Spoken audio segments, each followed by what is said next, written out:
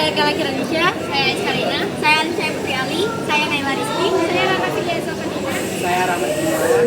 Saya Muhammad Faruk Arazi. Selamat menyaksikan.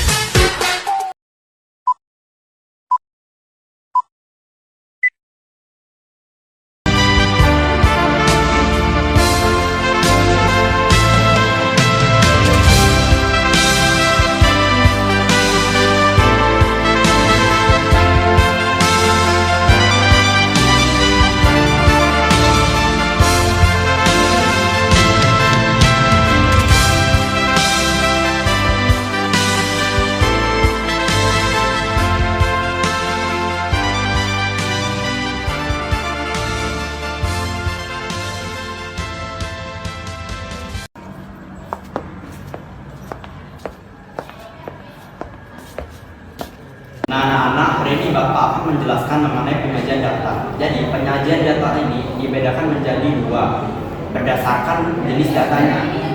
Nah, jadi ada data tunggal dan data kelompok. Nah, data tunggal itu adalah data tunggal itu adalah data yang disajikan dalam bentuk satu persatu. Sedangkan data kelompok itu adalah data yang disajikan dalam bentuk berkelompok dan memiliki interval tertentu dibagi berdasarkan interval penyajiannya.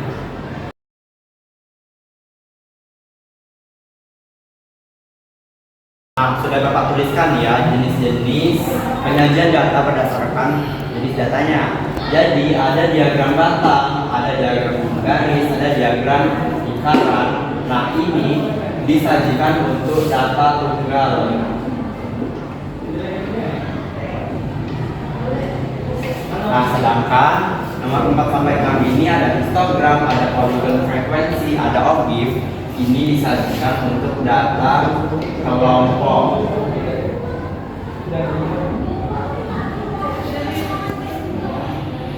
Nah, pertama-tama Bapak akan menjelaskan mengenai diagram batang untuk data tunggal ya.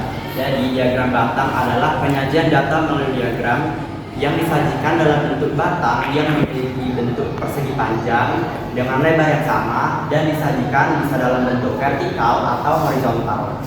Nah, Bapak akan memberikan salah satu contoh kasusnya ya.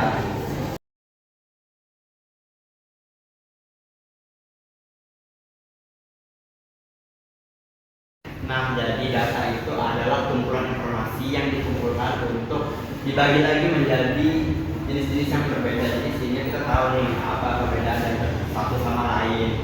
Terus ada yang namanya frekuensi dinamakan dengan F. Nah, jadi frekuensi ini menunjukkan seberapa banyak sih data yang dipisah tersebut. Jadi kita mengetahui data itu ada berapa totalnya sehingga kita dapat membuat diagram dari kombinasi antara data dan frekuensi tersebut.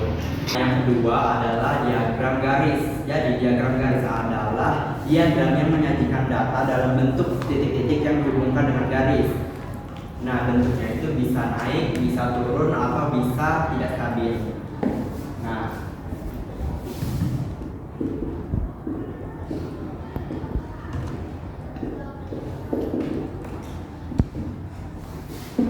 untuk diagram garis ini Bapak akan mencontohkan salah satu matrix yaitu pertumbuhan bunga. Jadi di sini ada data waktu, lalu ada data tinggi. Jadi tingginya itu makin minggu makin bertambah, makin lama makin bertambah. Nah, cara membuat diagram garis dari data ini, pertama-tama kita bikin garis vertikal, lalu garis horizontal. Nah, garis vertikal ini kita gunakan untuk menyatakan tingginya. Dibandingkan T dalam 1 cm. Lalu garis horizontal ini kita lamakan untuk waktunya, waktu dalam minggu.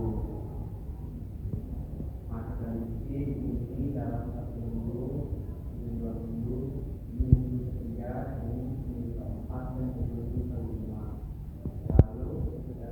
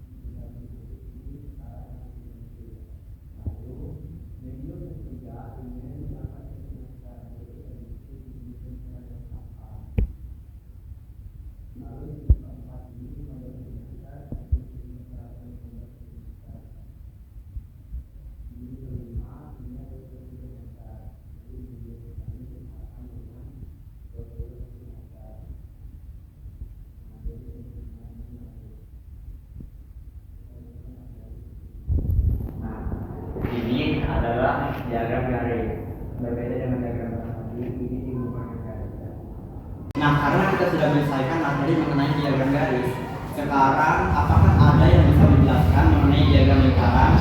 Saya Pak. Bisa. Nanti kami mau dijelaskan diagram lingkaran. Jadi diagram lingkaran adalah jenis diagram yang untuk menjadikan data dalam bentuk lingkaran. Jadi contohnya itu seperti ini. Ini misalnya 50% kanan setengah, 50% itu setengahnya. Kalau dibagi seperti ini menjadi 25%.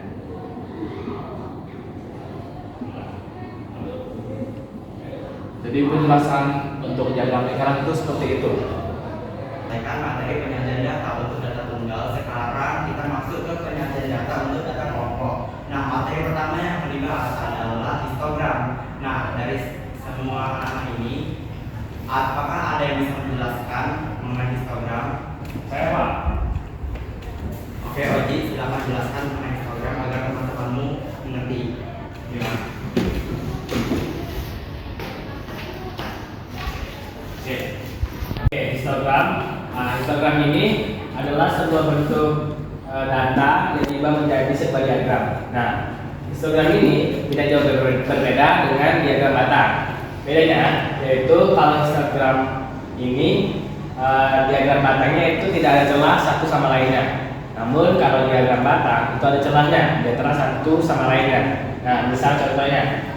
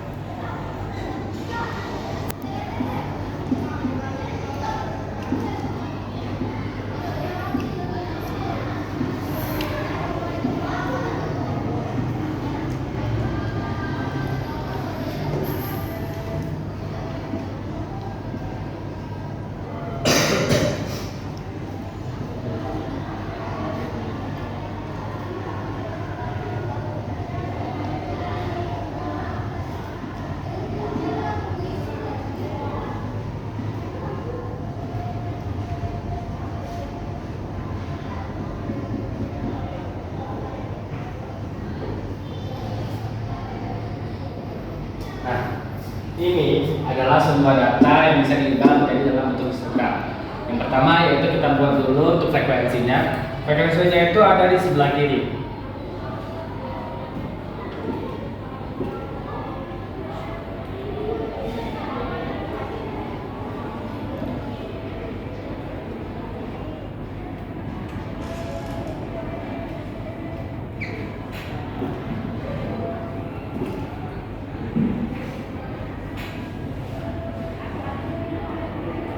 Nah, data ini bisa kita ubah menjadi histogram yaitu dengan bentuk yang pertama yaitu kita buat dulu. Yang pertama itu 160 sampai 165. Frekuensinya ada 5. Berarti kita buat sampai sini. Kita buat 160 165. Nah, untuk yang selanjutnya yaitu 166 sampai 170. Frekuensinya yaitu 7. Nah, seperti yang saya jelaskan tadi, bahwa histogram ini akan berdempetan satu diagram batang dengan diagram batang lainnya. Jadi yang ini tinggal kita buat sampai sini saja. Nah, beginilah maksud yang saya sampaikan, bahwa di histogram ini mereka saling berdempetan. Untuk selanjutnya saya akan gambarkan.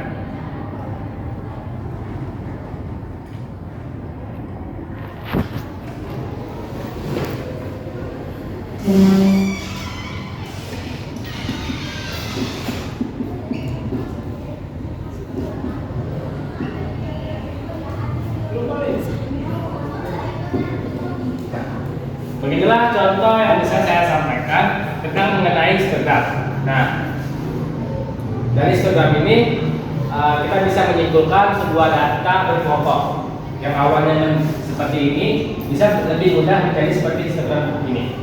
Oke, itu saja yang saya sampaikan. Nah, Nah, jadi Bapak sudah mengirimkan soal mengenai histogram di grup kelas ya. Siapa yang bisa menjawab? Silakan angkat tangan. Saya Pak. Ya, silakan Rara maju ke depan dan jawab soalnya. Soalnya di sini Pak. Iya.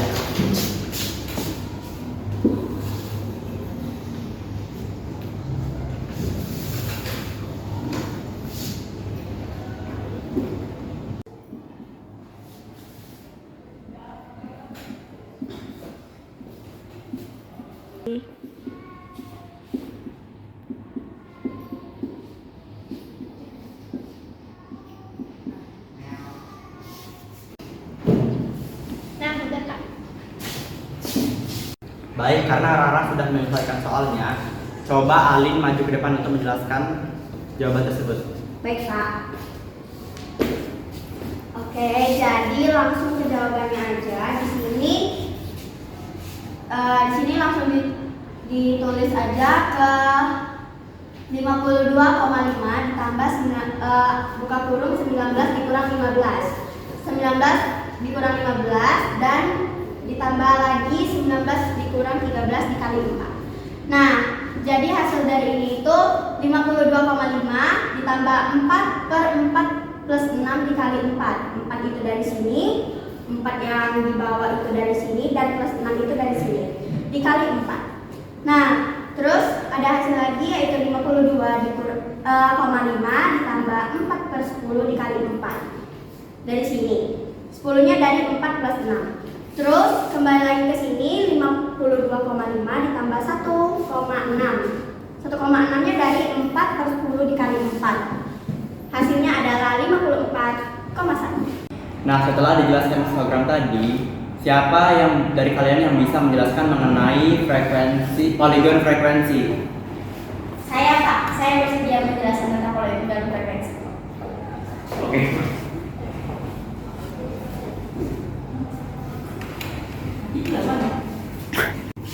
Baik, terima kasih Pak Zaran sudah memberikan saya kesempatan untuk menjelaskan tentang poligon frekuensi. Yang pertama, saya akan menjelaskan apa sih itu poligon frekuensi. Poligon frekuensi adalah grafik garis yang digunakan untuk menggambarkan distribusi suatu data berdasarkan frekuensinya. Nah, grafik ini dibentuk dengan menghubungkan titik-titik tengah molas dalam tabel distribusi frekuensi menggunakan garis lurus. Nah, di sini kita sudah menyediakan sebuah tabel distribusi yang dimana nilainya itu mulai dari 10, 20, 30, 40, 50. Nah, frekuensinya di sini yang 10 sampai 19 itu ada 3, 20 sampai 29 itu 5, 30 sampai 39 itu 8, 40 sampai 49 itu 10, 50 sampai 59 itu 7, dan titik tengahnya atau X-nya sama dengan 14,5, 24,5, 34,5, 44,5, 54,5. Selanjutnya kita akan menentukan sumbu X pada tabel distribusi ini. Nah, di mana sumbu X ini terdiri dari ini, titik tengah ini. Sumbu X itu adalah titik tengah dan sumbu Y adalah frekuensinya. Nah, maka pada grafik ini terbentuklah sebuah grafik seperti ini, yang dimana bermulanya dibentuk dengan titik-titik kecil, kemudian dihubungkan dengan garis-garis lurus seperti ini. Oke, baik, itu saja dapat saya jelaskan tentang poligon frekuensi. Terima kasih Kak Zara. Terima kasih Nana sudah menjelaskan mengenai poligon frekuensi. Selanjutnya Bapak akan menjelaskan mengenai OGIF. Nah, oke, sekarang Bapak akan menjelaskan mengenai OGIF. Nah, jadi apa itu OGIF? OGIF merupakan poligon dari frekuensi kumulatif. Nah, OGIF ini dapat dibagi menjadi dua, yakni OGIF positif dan OGIF negatif. Jadi, OGIF positif itu diperoleh dari frekuensi poligon frekuensi kumulatif yang kurang dari. Sedangkan OGIF negatif ini diperoleh dari poligon frekuensi kumulatif lebih dari. Jadi dapat dilihat perbedaannya, kalau positif itu yang kurang dari, kalau yang negatif itu lebih dari. Nah, untuk perbedaan dalam segi grafiknya, OGIF positif makin ke kanan yaitu makin naik. Sedangkan pada OGIF negatif itu makin ke kanan yaitu makin turun. Oke, sekian dari 6 cara penyajian data yang telah Bapak jelaskan. Apakah anak-anak mengerti? Mengerti, Pak. Oke, sampai jumpa di pertemuan selanjutnya. Oke, Pak. Oke, Pak. Makasih, Pak. Makasih, Pak. Makasih.